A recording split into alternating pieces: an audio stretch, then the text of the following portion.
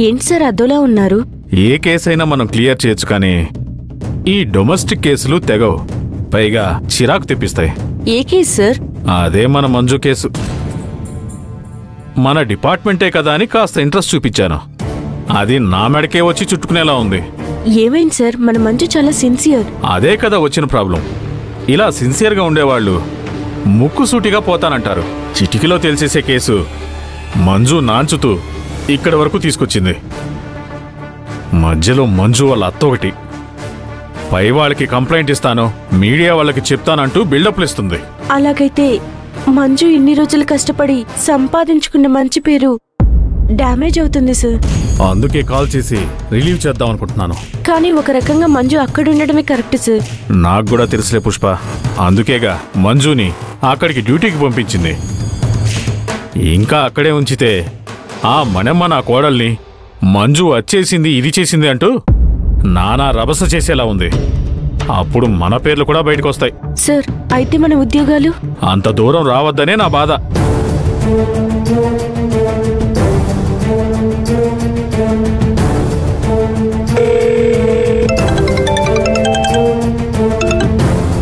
Hello sir. Manju ఎక్కడున్నావు?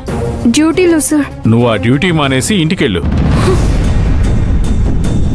అదేంటి sir? మీ అత్త వచ్చి నిన్ను అక్కడ డ్యూటీ నుంచి తీసేయమని నానా గొడవ చేసింది. ఆ గొడవ పెద్దది కాకముందే చేయాల్సిన పని చేస్తే సరిపోతుంది కదా. అందుకే నీ ప్లేస్లో వేరే వాళ్ళని అపాయింట్ చేశాను. తను సాయంత్రం వచ్చి జాయిన్ అవుతుంది. నువ్వు రిలీవ్ అయిపో. సార్ ప్లీజ్ సార్, నా మాట వినండి.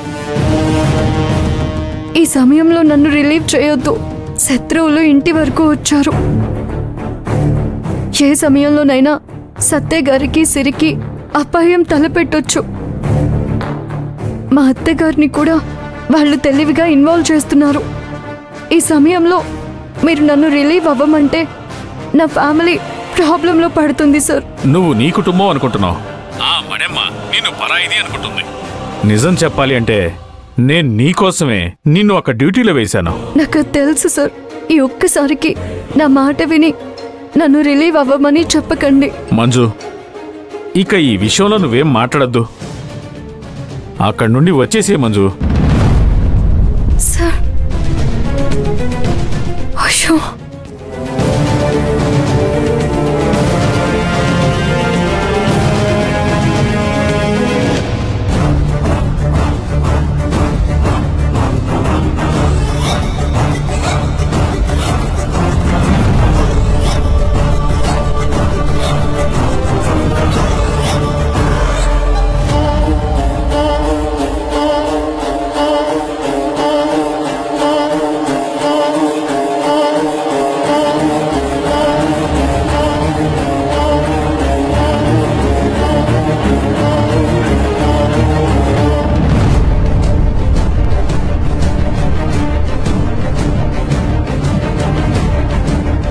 అయ్యో, కార్ కీస్ లోపలే మర్చిపోయినట్టున్నానే.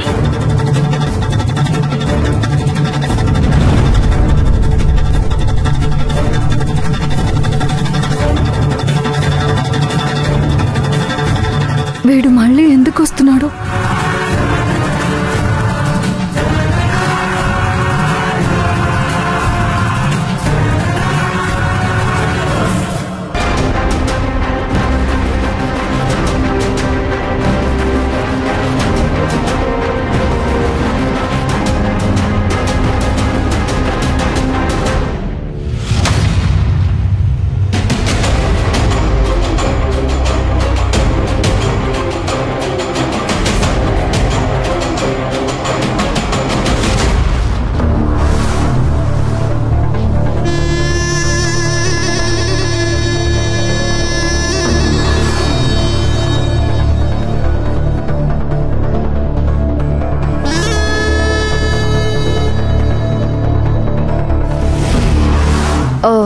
మీ కీస్ మర్చిపోయారు.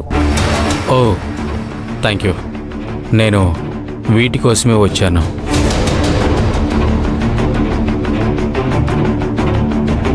ఈ అమ్మాయేనా మణమ్మగారి కోడలు? నా పేరు జాలరెడ్డి. మీ పేరు? మంజు. కలుస్తాను.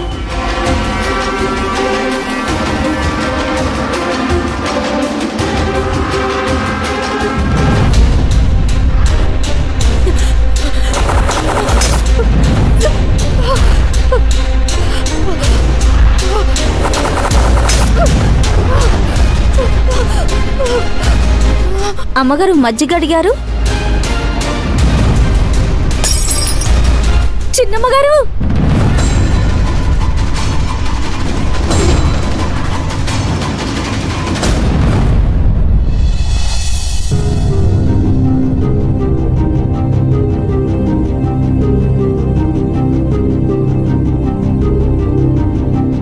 సిరి పరిస్థితి ఎందుకలా అయింది డాక్టర్? మళ్ళీ గతం ఏదైనా గుర్తుకు రావచ్చు. జాల్రెడ్డి అనేవాడి పేరు వినేసరికి ఇలా జరిగింది అనుకుంటున్నాను డాక్టర్. ప్రతిసారి ఇలా జరిగితే చాలా కష్టం. ఎందుకంటే మెదడులో ఉన్న నరాలు బలహీనపడ్డాయంటే తర్వాత మనం చాలా బాధపడాల్సి వస్తుంది. తన గతానికి సంబంధించింది తనకి ఎదురుపడకుండా చూసుకుంటే బెటర్. మేము ప్రయత్నం చేస్తున్నాం డాక్టర్, కానీ కొన్ని విషయాలు మమ్మల్ని దాటి సిరిని చేరుతున్నాయి. నేను ఇంతకు ముందే మీకు చెప్పాను కదా ఫారిన్ డాక్టర్ గురించి. ఆయన ఇప్పుడు ఇక్కడే ఉన్నారు. 2 రోజుల్లో తిరిగి ఫారిన్ వెళ్ళిపోతున్నారు. మనం ఆయన్ని కాంటాక్ట్ అయితే మంచిదని నా అభిప్రాయం. డాక్టర్, ఆపరేషన్ లాంటివి ఏమైనా చేసే ఛాన్సెస్ ఉన్నాయా? ఇప్పుడు కాదు. ముందుగా ఆయన పేషెంట్ ని చెక్ చేసి మెదడుకి సంబంధించిన కొన్ని టెస్ట్లను చేస్తారు. అవి కరెక్ట్గా ఉన్నాయంటేనే సిరిని హిప్నోటైజ్ చేసి తనకు గతం ఎంతవరకు గుర్తుందో, ఎలా రియాక్ట్ అవుతుందో చూస్తారు. అప్పుడు ట్రీట్మెంట్ ఎలా చేయాలి అనే దాని మీద ఆయనే ఫోకస్ చేస్తారు. ఆయన చేసిన ఆపరేషన్స్ అన్నీ సక్సెస్ అయ్యాయి. మనం ఆయనకి చూపిస్తే బెటర్. సరే డాక్టర్, అలా అయితే మీరు అపాయింట్మెంట్ తీసుకోండి. ఎంతవరకు ఖర్చు అవుతుంది డాక్టర్? ఒక 3 lakhs వరకు ఖర్చు అవుతుంది. సరే డాక్టర్, నేను పే చేస్తాను. మీరు కాల్ చేయండి.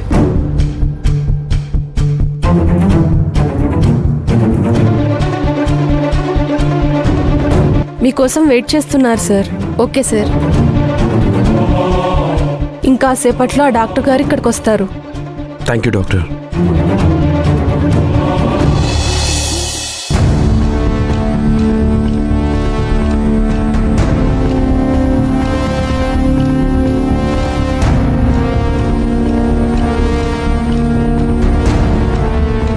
మంజు, ఏం ఆలోచిస్తున్నావు? మన గురించి సత్య గారు. ఒక రకంగా ఈరోజే మనకు ఇంపార్టెంట్ డే. కోర్టు చుట్టూ తిరిగాము, విడాకులకి వ్యతిరేకంగా పోరాడాము.